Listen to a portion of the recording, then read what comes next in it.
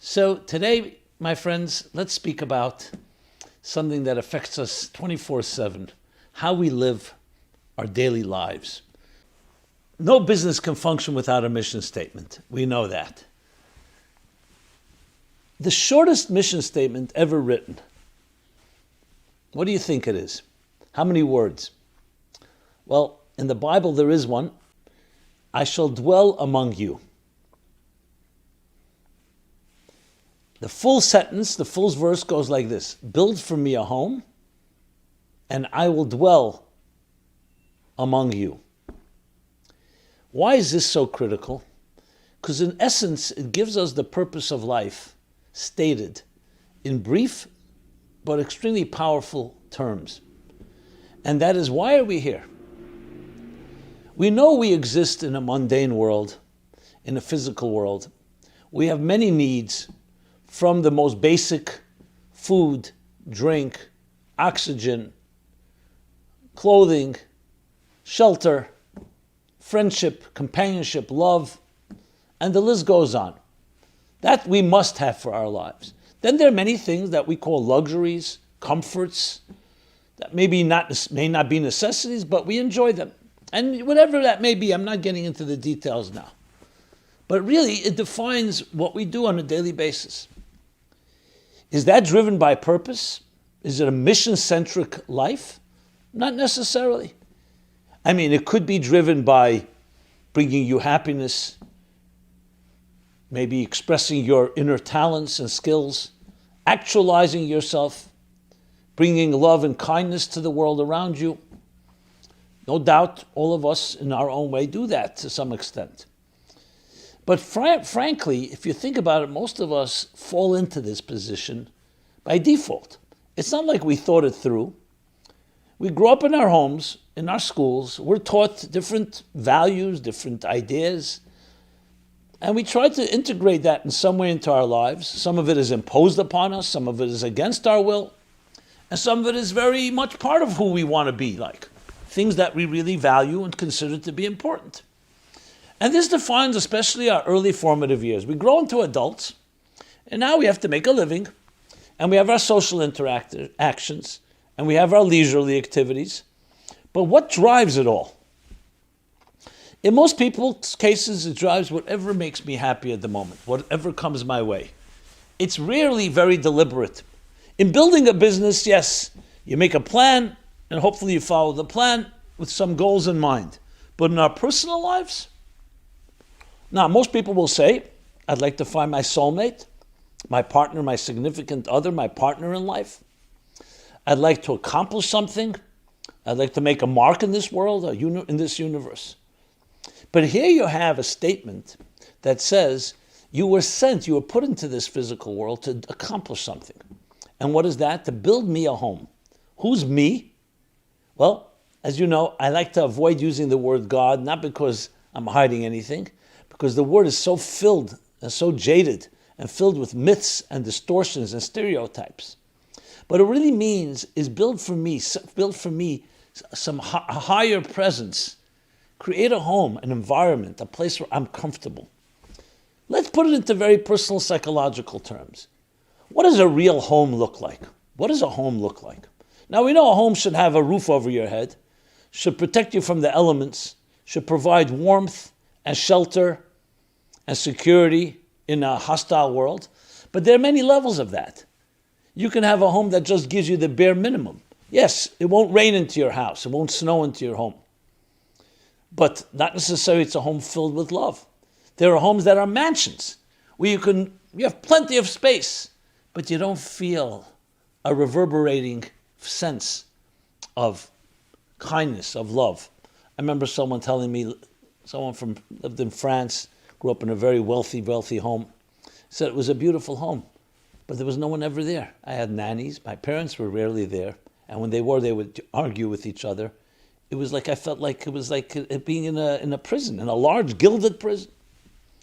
A home is far more than just physical comforts and a physical environment. There's a certain comfort that you feel wanted. You feel like you belong. It's your hearth. Old people, no place like home in The Wizard of Oz. resonates. We want a home where we feel loved. We feel that we're unconditionally accepted. We're validated.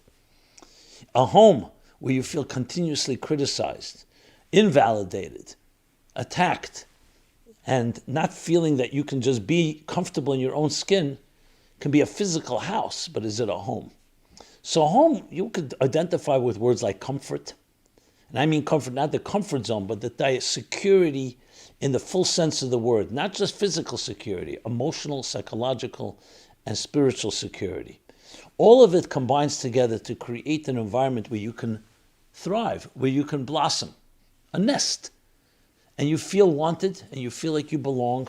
You don't feel you have to justify anything. And yes, there may be times that somebody may reprimand you, but overall, it's love that is echoing from one end of the home to the other. Every morning you wake up, you go to sleep. You just feel that state. When you go out of the door of your home, yes, you go into a more hostile, colder world, and then you come back home and you feel, again, that coziness, that comfort. So build for me a home really is to build a home for your soul, for your divine soul, for the best part of you. A place where you do not have to be justifying yourself, where you're not constantly on the defense and looking over your back because someone's there to criticize or someone is not pleased, where you're not performing, you just can be, like a child in its mother's womb, or like a child nurtured by unconditional love of its parents. You just are there. That creates the environment that you can be the best you can be.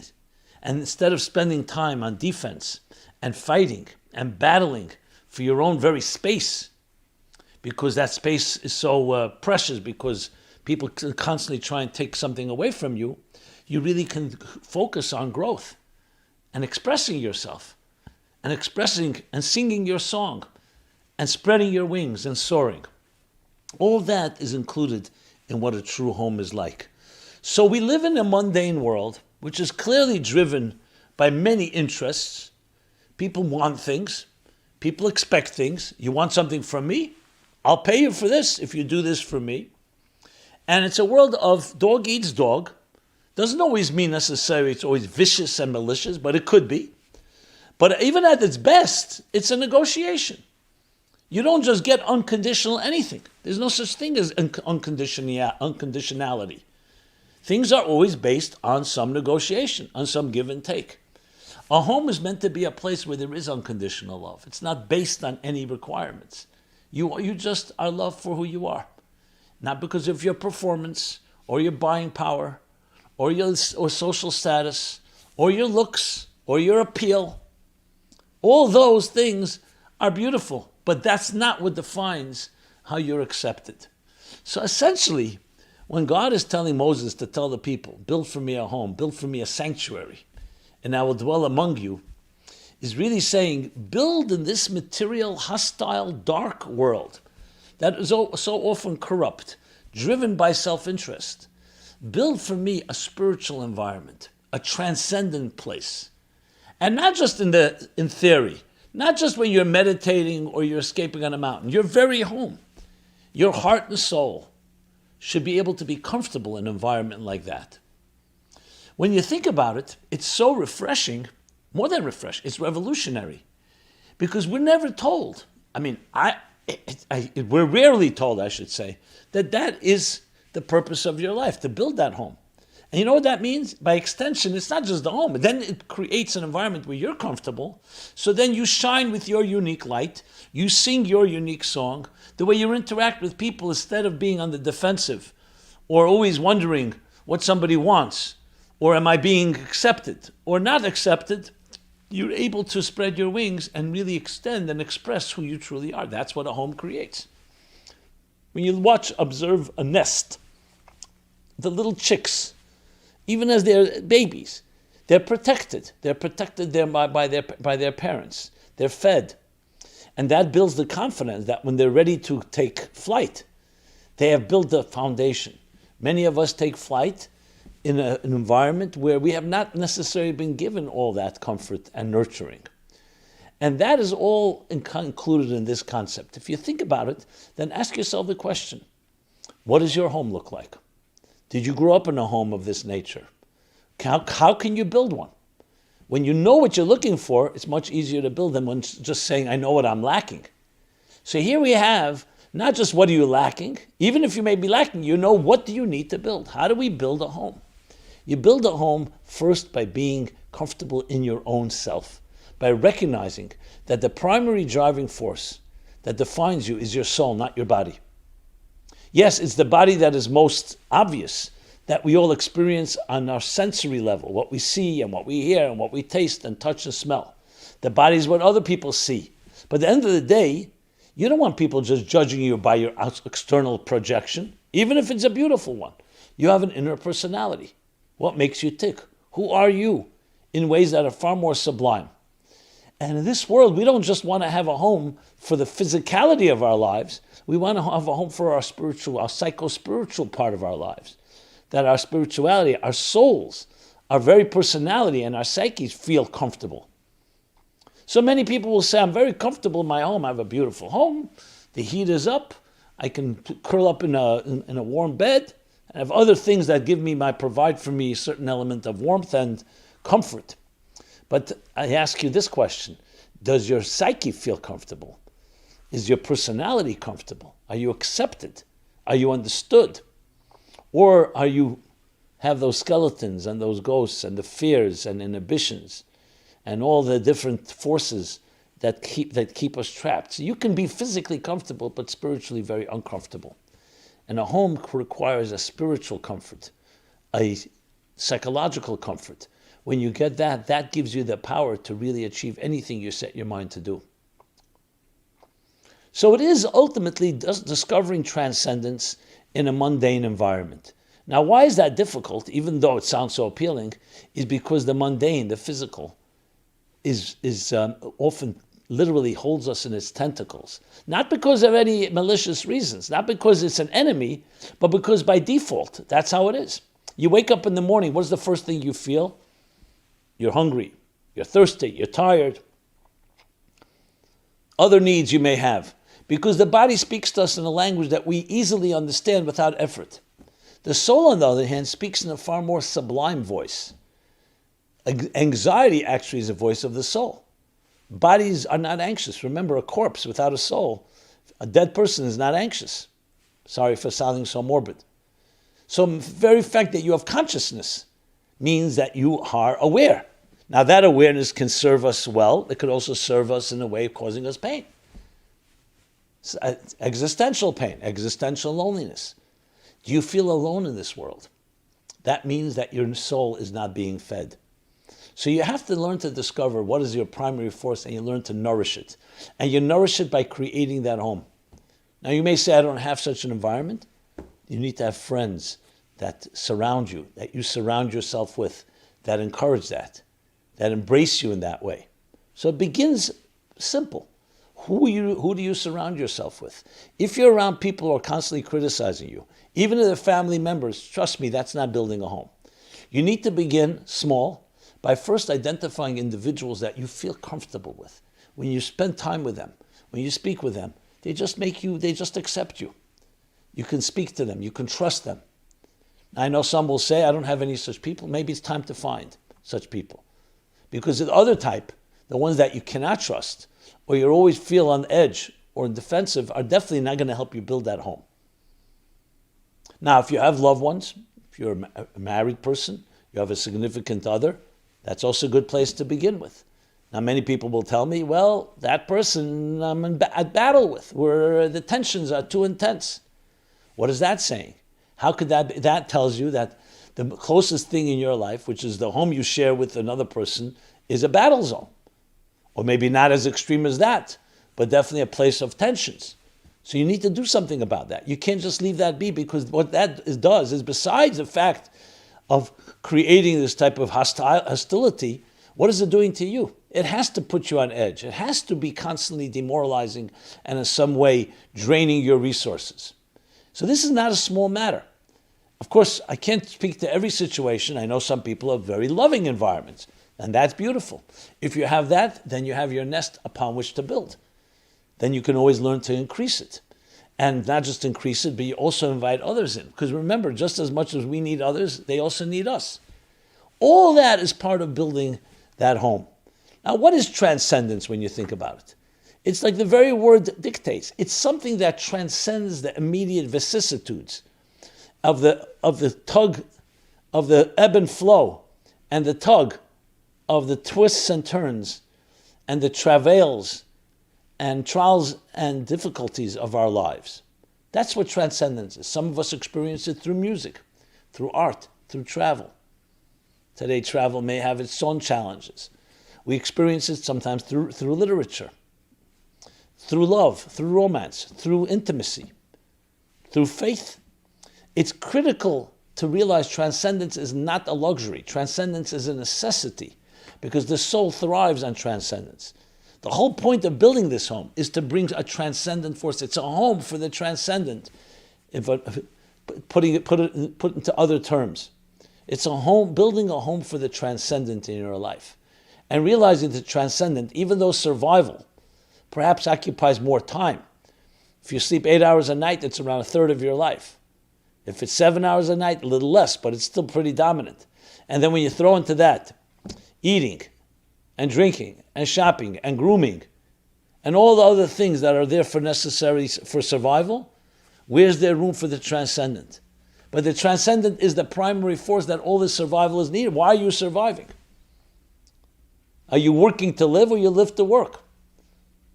You're not experiencing transcendence in order to be able to function and survive. You survive in order to be transcendent. And the transcendent is ultimately the fullest expression of your soul.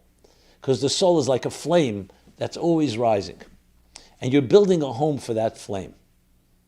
So then you think of the physical world, including your own environment, as being essentially a springboard, a means, an environment to create that beautiful home for your own soul, for the transcendent, for the divine, for the sublime. And that's the ultimate meaning. Build for me a sanctuary, build for me a home, and I will dwell among you. Not just in the sanctuary, in you. That's the most important thing of all. You know, when you meet someone that's comfortable in their own skin, you can feel it. There's a certain sense of ease. Some of us don't like it, especially if we ourselves are not in that place. But if you allow yourself to embrace that, allow yourself to value it, to be drawn to it, it can help you learn how to do the same. And ask someone who's like that, what makes you comfortable? Often it could be traced to the way they grew up, and they grew up in a true home. I remember in the early years when I began giving my Wednesday night class, which was the first stone, the first program that really led to so much of what I do today, the Meaningful Life Center. And I remember it was in my home. I had little children, 2 little children, and the class was on Thursday nights in those, before the Wednesday night class. We did it on Thursday night, but then we moved it to Wednesday night. So I remember thinking that the people coming, even though we had these long discussions, these marathon talks and conversations and debates and arguments about everything, about good and evil and spirituality and purpose in life and so on, and comparing different approaches, traditional approaches, non-traditional ones, you name it. I remember thinking about something that when the people would come to the class, so my children were going to sleep, and I saw that they were visibly touched by just seeing children being tucked in and put to bed. And I remember asking someone, because someone was like watching it, and I said, and he said, you know something? I don't ever remember such an experience. My parents were never home when I went to sleep. Either we put ourselves to sleep, or we had someone, or we had no one. And I realized that sometimes just the things that seem so simple, that seem so innocuous, don't seem very dramatic, can have more impact than everything I said in my class. I really believe that. That when you see that type of comfort, you see that type of unconditional acceptance and just someone being there for another, which is really what the art of healthy parenting is about. And really healthy love is that you're just allowed to be. A child is being put to bed, and the child grows up knowing that there's someone there for me. These small little things are not so small. They actually are the essence of creating a home. Now, it's never too late. Ask yourself, what can you introduce into your life that has that element? What you can do for another, just making them feel comfortable. And of course, what they can do for you. But it has to be in a way that goes naturally. It can't be based on conditions and based on negotiations. That's all part of the mundane, hostile world. What we need to do is introduce that type of element of love, of total, unconditional acceptance. So that's the new revolution that we need to be creating in a world like ours. I really feel confident that we will get there. I've seen enough of heartbreak and misery, of broken homes, of broken promises, of shattered dreams. And I really feel that we're in a place where there's almost like a backlash. You know, when you hit rock bottom, it starts the boomerang effect. That there is a backlash. People are desperate for this. There's been so much of the other version, the pain, the abandonment, the loneliness, the lack of that type of unconditional love, that there is at times a collective type of exponential pain that causes us to say, enough is enough. I'd like to have that simpler version of just an accepted life. Technology in the modern world is neutral, but it could feed both ways. It could make things far worse, because instead of having relationships, it's just we have another technology. Or if used properly, it can be a tool to bring more warmth and love in this world. So I hope these words were meaningful. They're coming from my heart and hopefully enter the heart. So this is Simon Jacobson, Meaningful Life, and the lessons of building a home in this mundane, in this challenging, dark, and even hostile world. If you enjoyed what I said, please share it with others. And I'd love to hear your feedback, your thoughts, your comments, your suggestions. Simon Jacobson, Meaningful Life Center. Go to meaningfullife.com, where you can find a full schedule of events and programs addressing all types of different issues. Got a lot of feedback of my last Wednesday night class. Did the feminist movement kill feminism? And other topics, some more provocative than others, but addressing the issues that matter so much to our lives to be able to live a truly meaningful life. Everyone be well and be blessed. Thank you so much.